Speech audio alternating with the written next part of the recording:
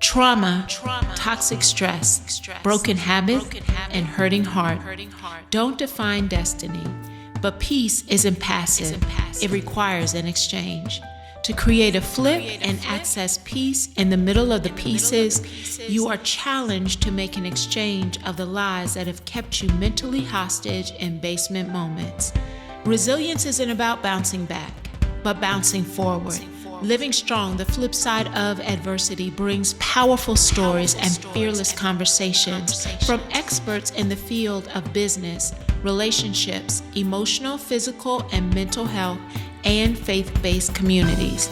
Each episode creates a brave space with powerful tools from authentic connections. Tune in as we dig in with Dr. Jackson on the flip side of adversity.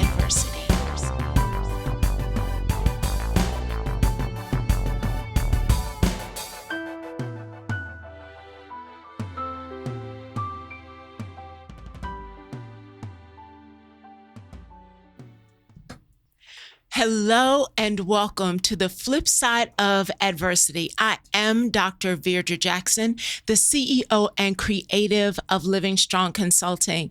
I am so excited about continuing, season 12.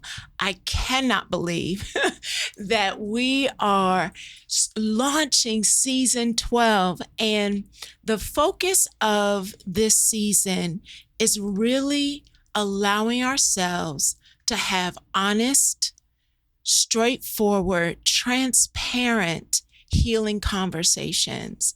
And one of our guests, you'll remember just from last year, Dr. Anderson was with us with his first in the series of the Pastor's Diaries. And he brought wisdom. He brought insight around leadership. He challenged not only other pastors, but us as members of the congregation to recognize how we might be putting leadership on a pedestal, which robs them of the opportunity to actually be human.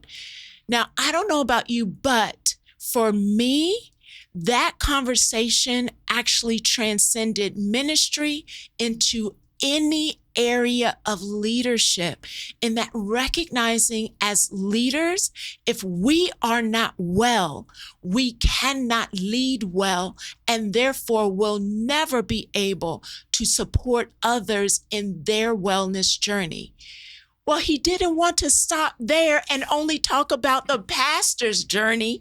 He has now allowed me to bring and launch on the flip side the second in the series, which is the Pastor's Wives' Diaries. And we have two of the authors, and it's a double Kim story tonight. We have First Lady Kim Anderson and First Lady Kim Coleman to be able to unpack just a snippet of the honesty, the vulnerability, and the struggle around the role of being a First Lady. But I pretty much guarantee that this conversation isn't just going to be about being a First Lady. I guarantee that you will hear nuggets, you will hear wisdom, you will hear insight that, again, will be transferable treasures for your story and your healing. So I'm excited. I know you're excited. Let's welcome them to the flip side of adversity conversation. Welcome, welcome, welcome. Yes, and the crowd goes wild.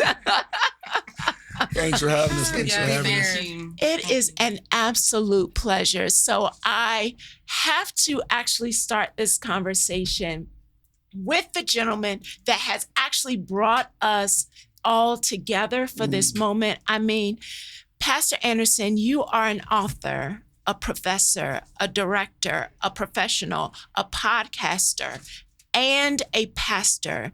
Dr. Larry Anderson, I tell you, your plate is full. Look who talking. Yeah, all right. Your plate is full with everything that you are already carrying. Why was it important to add this conversation to your body of work? Great question. Well, because of the woman to my right, when I did the Pastor's Diaries, it was out of the burden. It was out of the pain that pastors was dealing with. It was when you and I talked, the mental health, the suicide, all that was going on. I felt I had to expose that. I had to bring that to light, to bring healing and to bring awareness to the pastor. And when I did that book, the response was amazing, but I was getting contacted by pastors saying, hey, I got a story. So I was originally going to do a Pastor's Diaries Part 2. However, after I did this one, from the moment I did the first book signing, somebody said, what about the pastors' wives? Yeah. And that became a recurring question. What about the pastors' wives?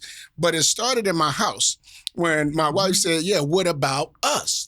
And, I thought she was hating, but I was like, yeah, you don't have a clue, like what we go through as pastors. She said, you don't have a clue what we go through as pastors' wives. Yeah. And so when I began to listen to her, listen to other pastors' wives, listen to their stories, I was able to hear from them and from the Lord that they had a story that needed to be told, that they were in bondage and shackles many times, that they were being judged even more harshly than their husband, pastors, was. I was reminded that nobody asks about the mailman's wife. Nobody asks about the police officer wife. The only person whose wife come under that level of scrutiny is the pastor. So because of her husband's position and calling, she get ridiculed.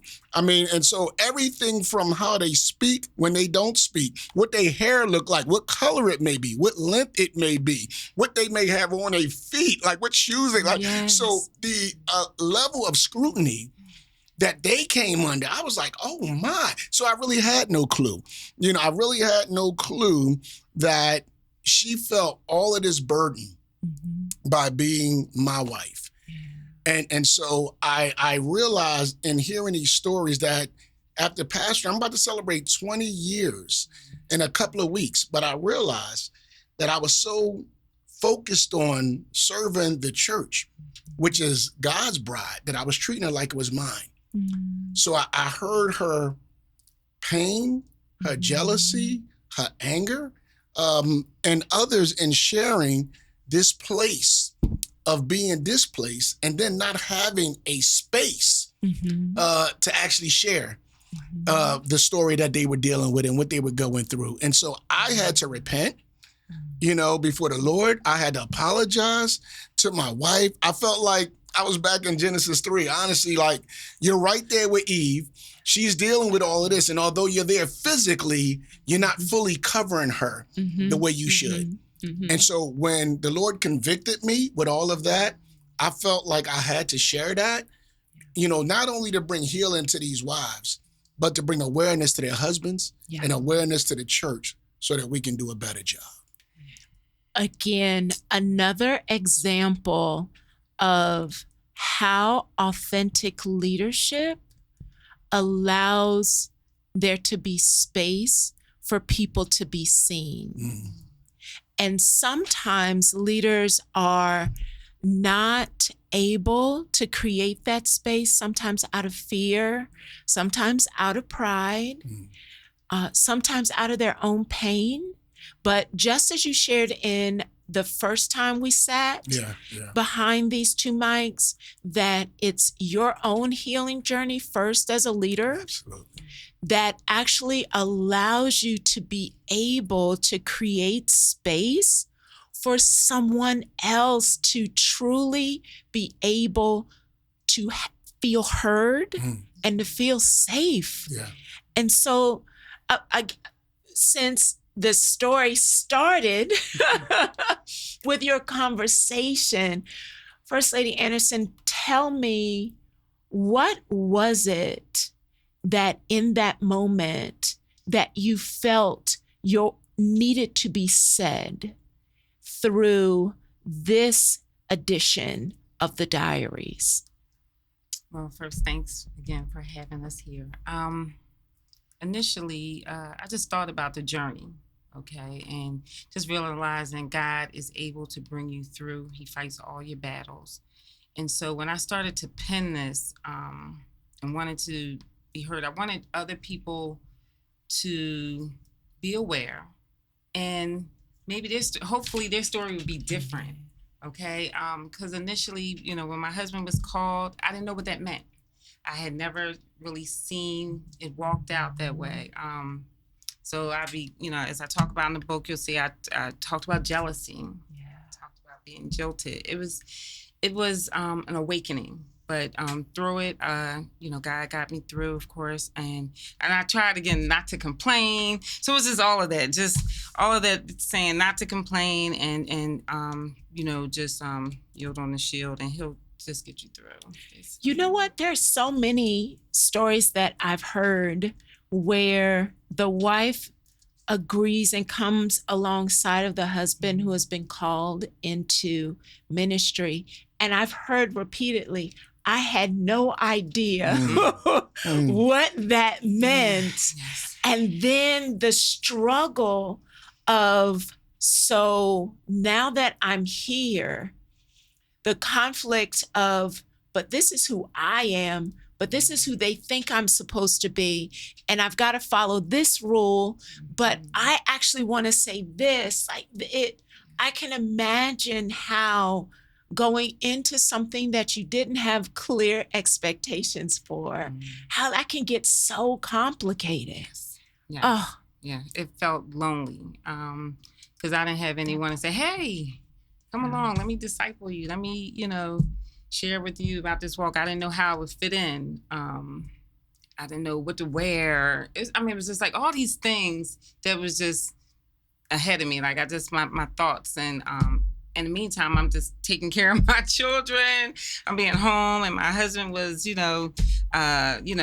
being a pastor he was called to be. And it was a lonely place. Yeah. And I just, my prayer is anyone else, and whether it's leadership, whatever, they have someone to walk through what they're going through, for success, right? And in this case, pleasing God. Yeah. So So there's almost an element of the stories that would allow a new pastor's wife that as she, in obedience and love and commitment to her husband, has gone into this ministry, there's literally an opportunity for her to get prepped. Her story may not be exactly the same, but there are trending threads for her to be able to prepare, and in some cases realize I'm not crazy. Right. Like this really, like this really and I'm is human. Yes, I'm human. Yes. Oh, I love that. First Lady Coleman, now you are no stranger to the flip side of adversity. The first time you were here, we were just talking as married women. And you shared a lot of wisdom, even in that conversation, of your journey of humility and your role, and even your position of prayer for your husband. What was it in you that wanted to add something to this volume of Diaries? I was interested in adding to this. So let me say that we see this little picture, and God always does so much more. And so in my mind, this was going to be kind of what you're talking about, a help for the wives and the women. But what I find is that this is transformative for the church. Like, I don't want somebody to approach it and say, I don't want to read it because I'm not a pastor's wife, or I don't want to. I think it's imperative for the people to read it, particularly the husbands. I think is major for them to read. And so I just thought I was adding one dimension, and then God does exceedingly abundantly above all we can ask, think, or imagine, as he always does. And so the portion that I wrote, the chapter I wrote in, was jilted. And one of the reasons I thought that was important is because inevitably, whenever you run into somebody who doesn't go to church, or you're trying to talk to them, and they often talk about church hurts. But there's no one who experiences more church hurt Come on. than the pastor and his wife Come and his on. family. And yet they show up every Sunday. They can't opt to say, They cannot I'm not coming. Right. I'm not coming this Sunday.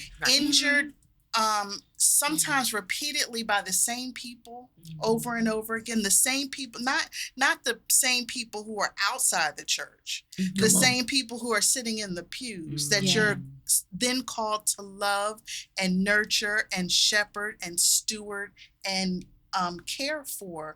These are the same ones who are injuring you. However, as I talk about in my chapter, this is a refining process.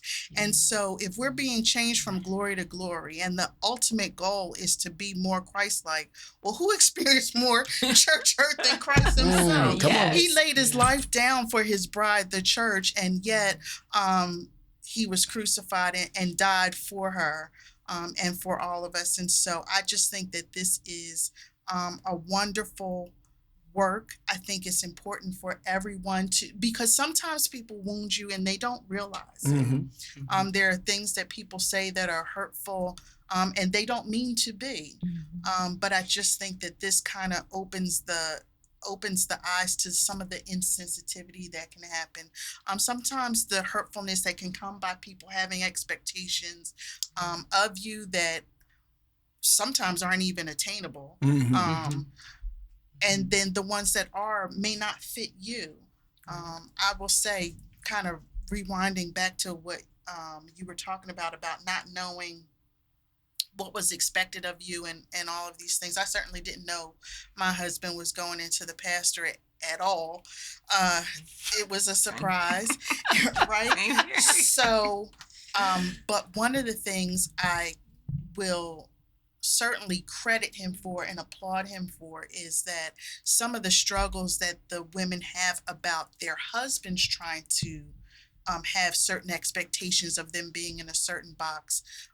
I didn't come into it trying to fit a box, and my husband wasn't trying to put me in a box. And so I came into it very much kind of not in the flippant way, well, they take me how I am, not like that. But really, this is who I am, and I can only sustain this. Yes. I can't sustain putting other things on top of that. And so I certainly want to grow. I don't want to stay where I am, but I don't want it to be an artificial thing either. I want God to develop me and grow me in the way that he would have me to go. And so that's kind of the perspective that I took with the jilted, that this was another thing that, you know, maybe someone meant for my evil, but God meant it for my good as he continues to make me more like himself. And when I listen to your perspective, for me, again, one of those transcending conversations that oftentimes people throw around community, even in this context of like a congregation that we're in fellowship together, we're in community. But in order to truly be in community, you have to allow all of the members to be who they actually are, so that we can heal together, we can grow together, we can learn together, we can glorify God together, we can fulfill the assignments that we have. We can't do that if I'm always trying to be somebody else. I won't have time to fulfill my role in the community. And so it is a beautiful opportunity for, again, not only the pastors' wives. And Dr. Anderson, you were really clear with your first edition of this, that it wasn't only for pastors. And so I feel like even in your intention of this, that same intention is being echoed in this episode as well. Absolutely. Yeah, I mean, the things that is being faced, is being experienced, is being dealt with by everyone. Yeah. You know, for us, it's just under a microscope, right? So we've all been jilted. We've all had some level of betrayal. We've all had, you know, a Jezebel come look at, you know, an individual. You know, so the experiences that we have are not individualistic. You know, although the story being told is how did you handle it? Yes. How did you get through it? How did you get past? So all of the things that these women have dealt with, you know, everyone is dealing with. So somebody be like, but I'm dealing with it in a fishbowl, right? Everybody's looking at me as I go through it. Yeah, we all have, you know, relationships that break. But as Sister Coleman said, she's like, yeah, but I still got to love you. I have to after this. Like, I still, like, we're in the business of forgiveness. So we should not hold grudges, amen, against the flock that God has given us stewardship over, right? So if we're trying to do this well, like, I think it's important that individuals know that we have feelings, we have hurts, we have pains. Like, like as I said before, no matter how many people in the seats, we worry about who not there, right? And so we invest ourselves into someone, and then folks just leave. Now, for me, like, it's a part, I don't want to say it's a part of the business, but it is a part of church life. For my wife, the extrovert, it's where are they and when are they coming back? And have you talked to them and have you called them again? And I don't mean to use that voice, but, you know. But it's, yes, you did. You know. It's this, and I'm like, yo, and I'm at the, here we go. I'm at the let them go, let go and let God. You know, I'm like, let them go. But for her, it's not that easy, you know? So for me, it's like, if I hold on to that, that's going to have an effect on me moving forward. And I got to move forward. And I got to keep loving and I got to keep doing. But for her, you know, I've invested in these people and everything I have here is based on relationship. So when that relationship is fractured or when somebody just disappear, right, there's still pain. I'm over here saying, get over it. Wow. Right? Yeah. I'm over here saying, I don't want to talk about it. And this is true story. Yeah. I come in, the last thing I want to talk about is church. I'm guilty. You know, and all she wanted to talk about is church, right? And that's what really messed me up, even in writing this, because I realized that not only did she not have her best friend to talk about this, because I didn't want to talk about church. That was like a subject that's just off the table. I just want to be Larry and Kim. Let's be us. I don't want to do that. And so she didn't have her pastor to talk to about it, or her best friend to talk about it. So I just left her there, right? And that's what got me when I was writing. I realized that even with the other women that I asked to be a part of this, part of it was like, I can't talk to nobody about this because they're going to judge me more and they're going to judge my family more. So it was like, yo, I can't do this. Like, I don't have nobody else to talk to about this because if I talk to somebody else, they're going to judge me. Guess what First Lady said? You know, even our kids, if our kids get on her nerve, like, who do I talk to about? Guess what the first kid did? You know, so there's this other level of secrecy, right, that keeps all of this stuff kind of bottled and shackled in. And me, wasn't interested in receiving it. Because I'm talking about my husband that didn't take out the trash. But I'm talking about their pastor. Absolutely. Right. Absolutely. Right. So then it's like, wow, he ain't taking care of home. like you automatically it's a whole never level. It's more than husband ain't take out the trash. It's like, oh, that's supposed to be his first ministry. How he not taking? Yeah, it's so much, bigger. The house probably dirty anyway. It becomes a whole other thing. Absolutely. And so again, that level of not being able to feel safe. And being able, I was literally just talking to a group of people yesterday around how, as human beings, the way our brain is designed, like, we can't actually learn, grow, function well unless we feel safe first. And so it's just how God has designed us. And so we're always kind of limping, kind of always dysregulated off, not able to focus, not able to actually fully fulfill what we have been given because we are guarded, anticipating, not feeling safe. He's designed us to, in every space, look for safety and connection. And when those two things are sabotaged, we're literally fighting our own selves internally. So when you put all of just your honesty, your openness, transparency, and truth into the pages of a book that get replicated and shared, what has been the response? I know you've been on a book tour, Absolutely, so I absolutely. know you've been in front of people. Well, I'll share from the women. It's been just thank God that I'm not crazy and that somebody else has a story that mirrors mine. I mean, we've had book signings on a tour where somebody said, man, if this would have came out years ago, I wouldn't have got a divorce. Oh. You know, this could have saved my marriage. On a funny and the flip side, I've had pastors take my man card back. Mad at you. Like, yo, for real? Like, why did you do this? This is what we're doing. So, yeah, I've had, the boys club done kicked me out for exposing some things in jest because I literally had pastors who thanked me, who have also repented, and their relationship with their wife has changed as a result of that. That's some of the stuff that I've received. Ladies, and I think being transparent. I mean, you said it, and that's that nail on the head. The being transparent, letting people know that you should be able to share, and they can pray for you and with you. But that also opens up things. Just like in a leadership meeting or any business, if someone openly shares, and I just think you all can grow together or move forward. You have that openness, and you just, I just really think that helps. And I didn't find that. I found it hard. I'm a transparent person. So then in some areas, I'm like, oh, maybe I'm too transparent because others don't share. And so that also is a struggle.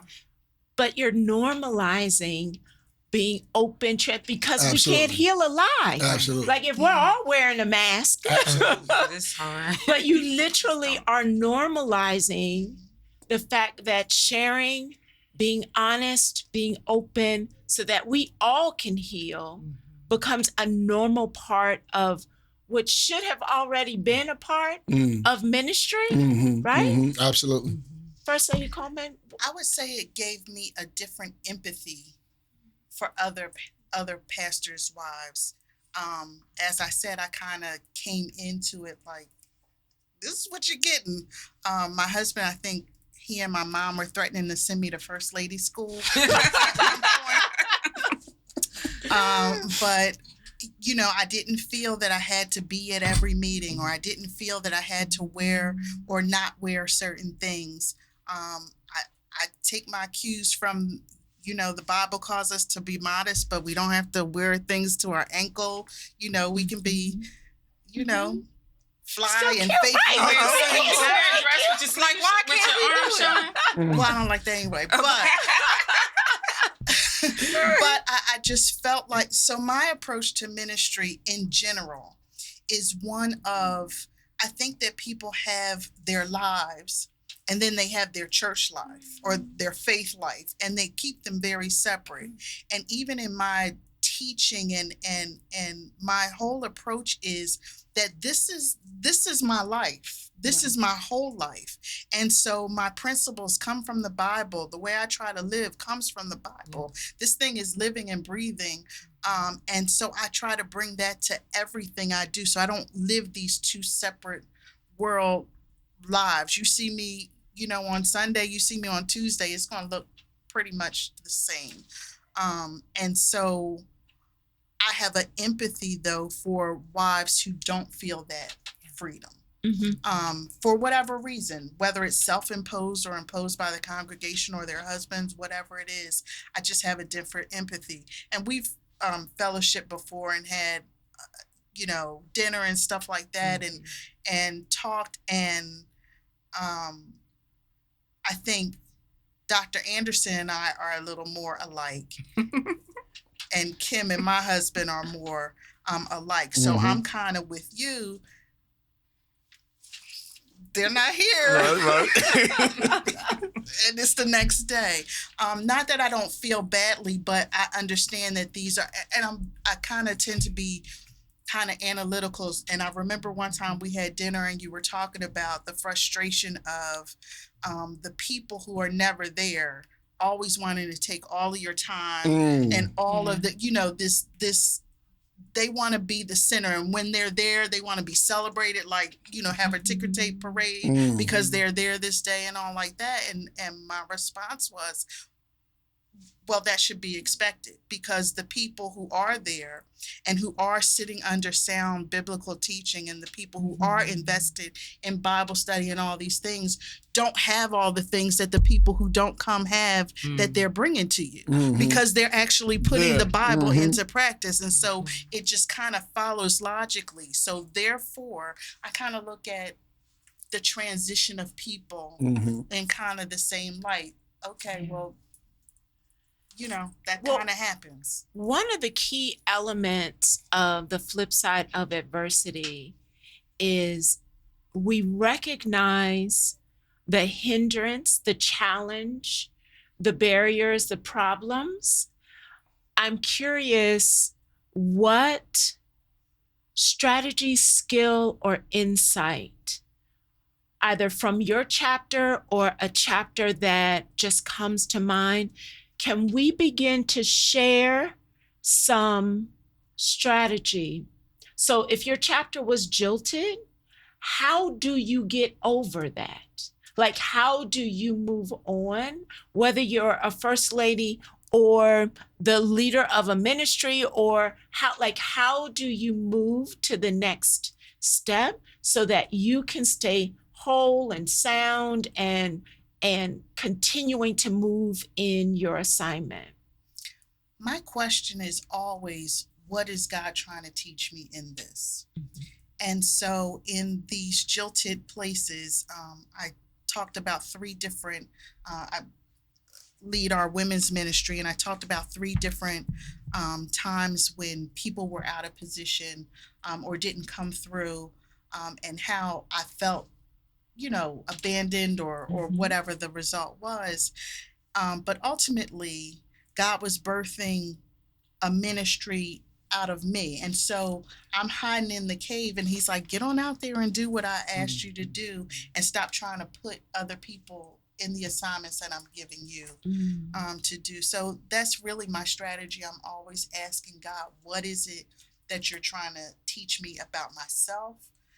What are you trying to show me in the kingdom, and how am I supposed to grow from this? So not getting stuck in the hurt, actually being reflective and asking God, so how do you want me to use this moment? Yes. And then being willing to actually move in what he's presenting to you. Yes. Because there's some who, once I'm jilted, now I'm mad and I'm stuck. Yeah. But then I'm out of alignment, and there actually is something that he's going to use even in that jilted moment that I'm missing out on, that he's going to turn it into an opportunity. And even spotlight on myself, like how might I have contributed to this, or did I? But I'm just always asking the Lord to show me what it is I'm supposed to be learning.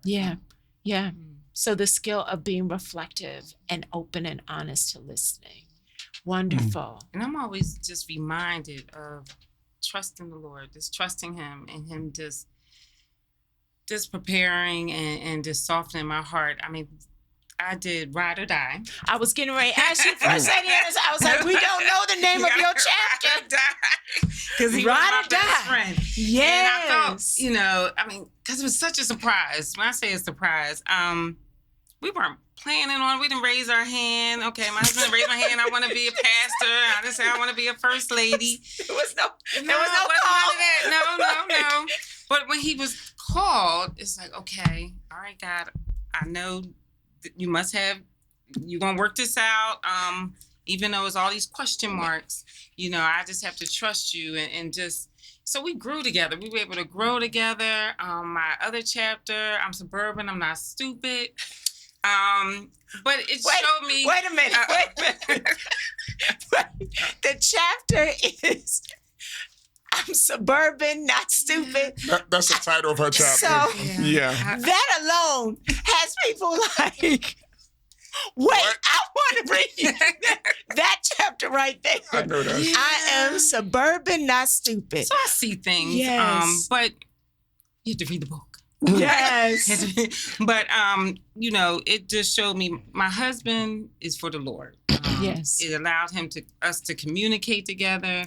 It just built our marriage was stronger. I never thought he was out the box. I never was insecure where I thought that something else was going on. When I talk about my chapter with these other women, fan base, all those type of things. And so it allowed us to grow. So it would be 27 years we've been married. Yeah. And as you mentioned, 20 years being in the pastorate. But it really it has grown me in that area that I can trust him, and I just know everything is just for the Lord, and that's what we try to live by. Yeah. So we've got some out the box chapter titles Yeah, here. Can you run down a couple more chapter titles? Well, those are her chapter titles. The jilted, and jealousy and judgment and Jezebel, joy. Those are we have joy in there. Yeah, we have joy. Those are the actual chapters within that, and their essays that they wrote on their diaries. That's the titles of hers that she chose for her individual chapters. But the question about how do you grow from or reflect on and move? And I tell you, for me, this book moved me or matured me more than the Pastor's Diaries did. Okay. Because the Pastor's Diaries was out of the overflow of my heart of what I've experienced. When I did this, I didn't want to wife-splain. That's why I brought these women on. But what really got me was when the Lord called me to put myself in her shoes and to imagine what she was experiencing. And I kind of share that in, I believe, the jealousy chapter. I talk about, feeling like my wife was insecure, and feeling like every year there's somebody else that want her husband. And I was like, come on, that's not us. That's never been us. But when the Lord flipped the script and said, what if she was the pastor and 75% of the church were men that had to hug her every Sunday, 75% of this church being men that had her phone number, that can text her, men who wanted her affirmation every Sunday, and men who had problems every other day and was coming to her for solutions. Like, how would you respond to all of these men constantly coming at your wife, for this? And I was like, you know what? Like, I'm from North. Yeah. Like. Wait. The snake. She's suburban, not stupid. Yeah. He's from the North. I'm from North. I'm from North. Straight up North Philly. North. So for me, I'm like, if it was reversed, I'd be like gripping her up in church, like, come here, girl. Like, I'd be marking my territory. I'd be walking, I'd be hugging her, I'd be kissing, I'd be letting Cass know, like, yo, it ain't sweet. She the pastor, but I'm straight North. So I was looking like I would not have had the ability to handle what she's handled for 20 years anywhere close to the way she's handled it. I mean, I was so convicted that that's not jealousy, man. That's maturity. She sees some things that you don't even see. She's in a realm that and she's dealing with it in such a way. She's never approached a woman. She's never gripped me up and said, come here, man. Like, she's never done anything to show that, she's just said to me, hey, this or that, or keep an eye, or whatever the case may be, but it's never been really what it would have been if it was reversed. So for me, the empathetic ability to humble myself and put myself in her place in all of these situations that we're describing, and being able to see it from that perspective, it just blew me away. It just convicted me. Just hearing all the ladies and hearing how they saw it as compared to how we just don't see things the same way. You know, it is what it is. Our brains don't work the same way. And so for me, it was so convicting. I had to do it. And that's why I felt like I had to bring the church in on it, bring pastors in on it. Like, yo, we need to see this, recognize this so that we can have healthy relationships. Because when we don't see it and we don't talk about it, you end up having marital affairs. And you end up having these indiscretions. You have these pastors falling, right? Because not only can I not talk to the church about it, you don't want to hear about it. Right. You just brushing me off or dismissing me, you know, because you're feeling good about yourself. Like, yeah. And so for real, I really, that's like, you know, why didn't I want to hear it? Was I loving the attention? And it wasn't that. It was, I just didn't want the, you know, conflict. Like, I just was like, look here, I just need everybody to get along. So whatever you're thinking about that, it ain't that for me. So forget about it. When the reality is like, no, recognize it, deal with it, accept it, pray about it, let God go ahead and speak into that and let us know that we on this thing together. That's not going to come in between us. Yeah.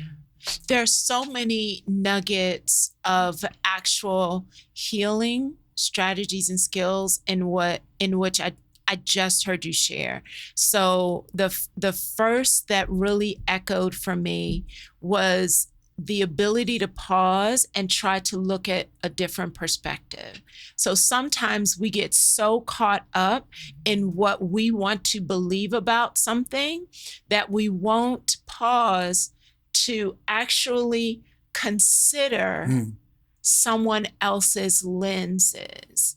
And as we actually begin to do that, the skill of pausing and getting a perspective and then process. So what is it? Why didn't I want to hear? Why didn't I? So now actually let me process the stuff that's in me, because when we don't process the stuff that's in me, it becomes a bigger issue that affects everybody. It no longer is about me. It affects everyone. So that perspective and that processing as really concrete skills to be able to begin to continue your healing journey. Absolutely. I think this is an opportunity for us to really have authentic, open conversations around what does it actually mean to be in congregation with one another. And instead of using it in Christianese, actually deconstruct what does it mean to be a congregation? What was God's intention? And how are we being authentic to that or inauthentic? There is so much in just the chapter names. I'm thinking about the chapter names again. Y'all got me tickled over the chapter names. There's so much that goes into actually putting words on paper. Some people don't even, don't want to expose anything, but I'm sure there are some people who were immediately, no, I'm not writing anything. Absolutely. So what was the actual process of writing this for you? Like actually getting out of you and onto a piece of paper? They're looking at each other. I think it just helped organize my thoughts around it, because it really was a succession of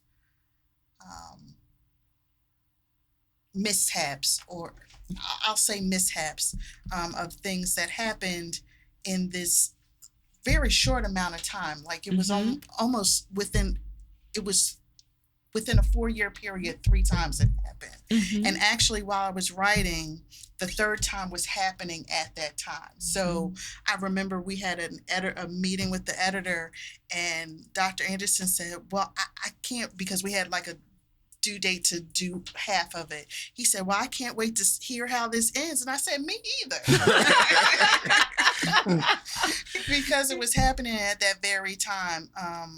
And so I was still processing and just really still reflecting upon what the lesson is. And my chapter was, is it me? Is it me? Mm. Is it me? And really the conclusion is just no. It's God putting Using you through you. a process, Yeah. using me Yeah. and growing me in this area. But I don't want people to miss the nugget that you just gave, because as a coach, I often, when someone comes to me and they're like, oh, this is happening and this is happening and I feel so overwhelmed. And I ask them, did you just get all of it out of your head on some paper? Mm. Because it's actually, we all have a limited amount of capacity that our brain can handle. Thought, just information just flying around, and we try and keep it all up there and then get confused on why we're confused, because it is all running into each other.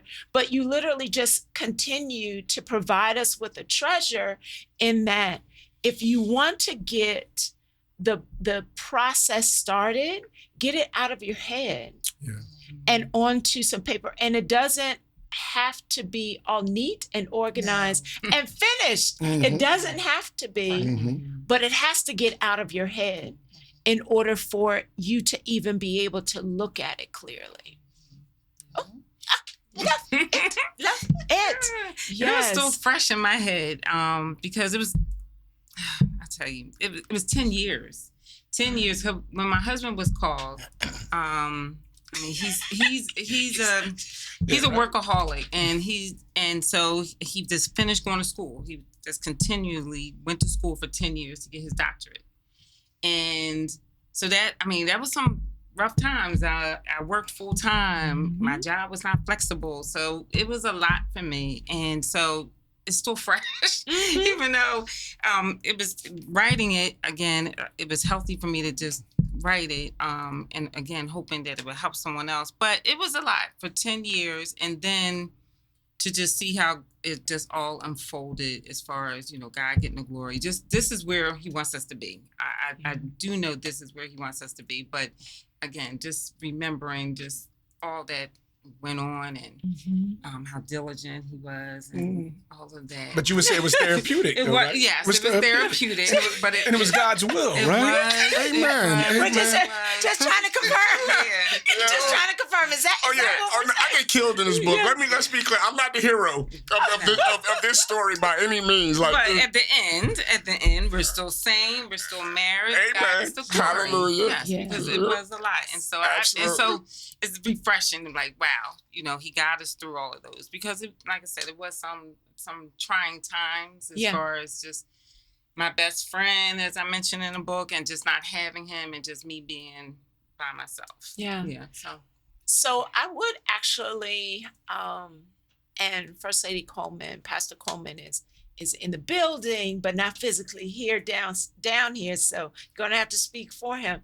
What is a key element that has helped you stay married, even with both diaries happening? Both diaries are a reality. There is a couple in ministry, I guarantee you, listening, someone is going to share this with them. I want you to give them hope. What keeps the marriage together, even though the diaries are being written? Everybody look over here. Yeah, I think. Well, you're talking to me? first. Oh, okay, I'm first. All right. Hey, I didn't. Communication. I think communication is so important.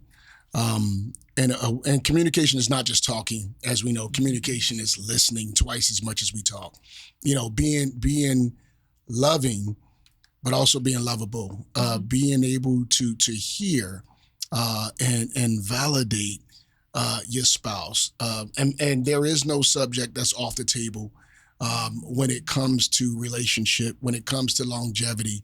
I always say, if I win, she lose. If she win, I lose. is if God wins, we both win. So at the end of the day, if God is getting glory from whatever we're doing, we're both going to be better because of it. And so I don't mean to be super spiritual, but for us, that's it.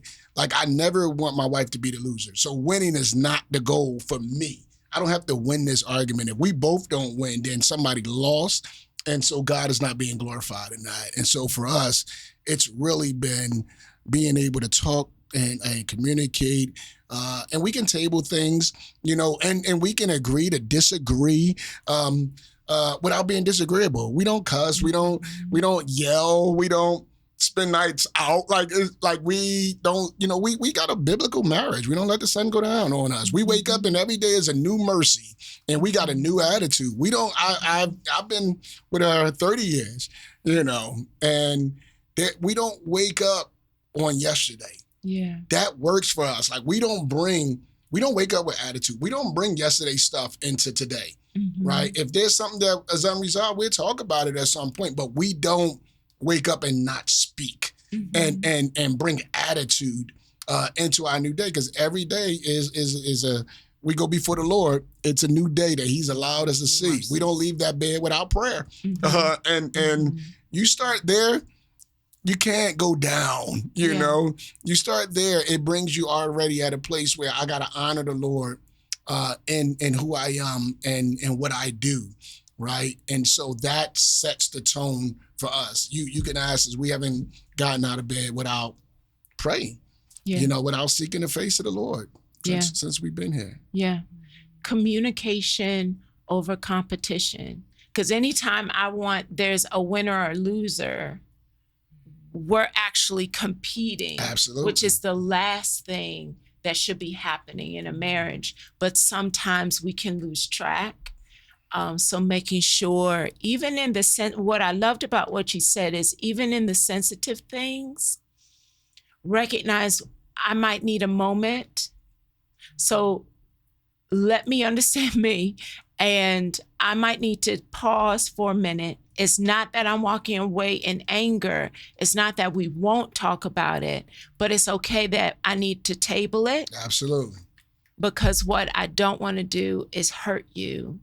Absolutely. And I use the phrase process. And so I'll be like, give me a chance to process that. And that's what I do. That's our way of tabling. I'll be like, let me process that. Because I don't want to respond right now and I ain't prayed. This is all flesh. This is all flesh. I ain't prayed So you just hit me with that. And you got to be intentional to receive that as well. Absolutely. You got to be willing to accept that this is process. Because at first that irritated her. Like, look here, you're not going to say nothing. Like, she want to get to the end of this thing. Right. She wanna deal with it, solve it, handle it. And I'm saying, let me process it. It took her a while to, like, what do you mean? She thought it was avoidance, and then she recognized, like, okay, he got to go before the Lord. And then when I come back, she's like, oh, I didn't see it that way. Right. Oh, I didn't. So she's benefited from the process, and which made her say, okay, I can accept when that's happening. And I want to affirm you because Latanya said, Pastor Anderson and Kim are true role models. The way they carry themselves, you can tell they love and live for the Lord. So I just want to make sure that you are affirmed. Oh, praise the Lord. So Pastor Coleman isn't down here, but you hold it down for the Coleman, clan. My word all the time is intentional. And so we are married intentionally. We're not just still married because, it's easier to pay a mortgage with two incomes or, because we have kids or these extra things that sometimes come around. We're intentionally married, and we're intentional about honoring God and honoring one another. The Bible says a three-stranded cord is not easily broken. And so if we are being intentional about that, God is not the author of confusion. And so his intention is for us to be married as well. And so he's going to do his part to make sure that continues to happen. So we're going to do our part to make sure that continues to happen. And as they can't hear, but we can hear them laughing upstairs. And so that would be another thing I would say is that we laugh a lot. Yeah. So we do too. communication, Yes. and we laugh a lot and we have a good time. And so we work hard, we play hard, we love hard, and that's the formula. Amen. Communication, not competition, Mm. prayer, Mm-hmm. be intentional, and don't forget to laugh. Mm-hmm. I tell you, that's a whole nother book. I won't put it on your program because I know you said that this is a series. So what's on the horizon? You said it was a series. I'm just saying what you told me the first time. No doubt. But it was the Pastor's Diary series. Now there's the Pastor's Wives Diaries. And next, I've been asked about the Pastor Kids Diaries. Oh, yes. So the Pastor Kids Diaries is probably on the horizon. Yeah. You know. So. Wow. So the whole family can be whole and the church can be whole. Healthy leaders are needed to have healthy churches. Let's be clear. Yes, because the fishbowl needs to be broken. Yeah. Just break the fishbowl and let's all just look at each other. Absolutely. Let's look at each other. Absolutely. The same lens. Yes, I love it. So if someone wants to get the book, if someone wants to invite you to their ministry for book signing, how do they get in contact with you? What is that? What do they do? drlarryandersonjr.com. And as simple as Simple as that. You know, go to the Facebook, go to my website, look me up. You can fill out something. We can come. We can handle it. You know. So. Yes. So Dr. Larry LAndersonJr.com. All right now, Dr. Larry L.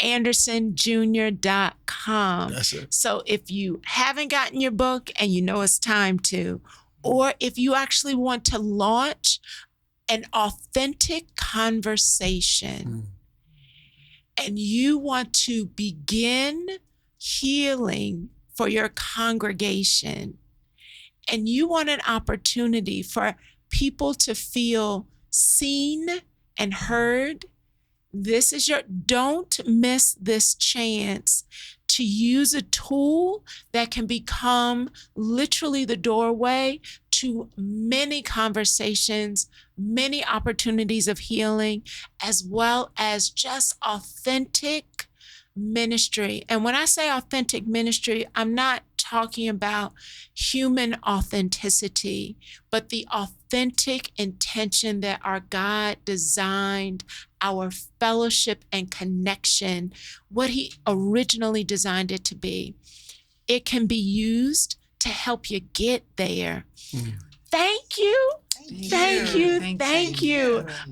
So I guess we're going to have some Chip. We're going to have to find the PKs that are going to come back for book 3. Absolutely. Oh, I so appreciate you being a part of the launch of season 12 and continuing this really practical conversation. If you have not shared this, I am telling you, share it. Not only here on Facebook, but you can find us on Flipside Radio, on Podbean, as well as Dr. Veirdre Jackson on YouTube. Subscribe, follow, share, all the things. And guess what?